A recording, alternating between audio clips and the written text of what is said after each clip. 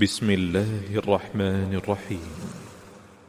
يا أيها المزمل قم الليل إلا قليلا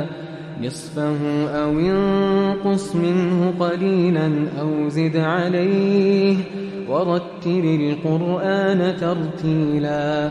إنا سنلقي عليك قولا ثقيلا إن ناشئة الليل هي أشد وطئا وأقوم قيلا إن لك في النهار سبحا طويلا واذكر اسم ربك وتبتل إليه تبتيلا رب المشرق والمغرب لا إله إلا هو فاتخذه وكيلا واصبر على ما يقولون واهجرهم هجرا جميلا وذرني والمكذبين أولي النعمة ومهلهم قليلا إن لدينا أنكالا وجحيما وطعاما ذا غصة وعذابا أليما يوم ترجف الأرض والجبال وكانت الجبال كثيبا مهيلا إنا أرسلنا إليكم رسولا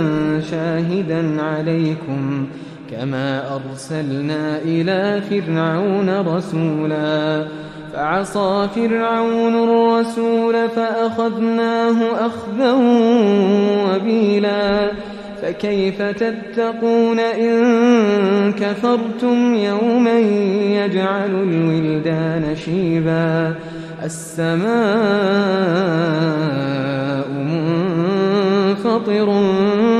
به كان وعده مفعولا إن هذه تذكرة فمن شاء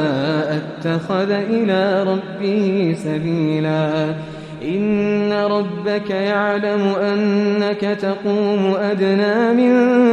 ثلثي الليل ونصفه وثلثه وطائفة من الذين معك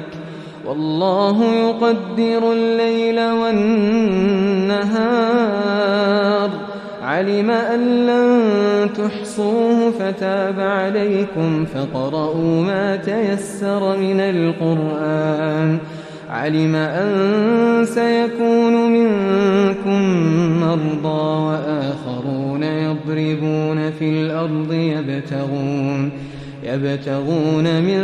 فضل الله وآخرون يقاتلون في سبيل الله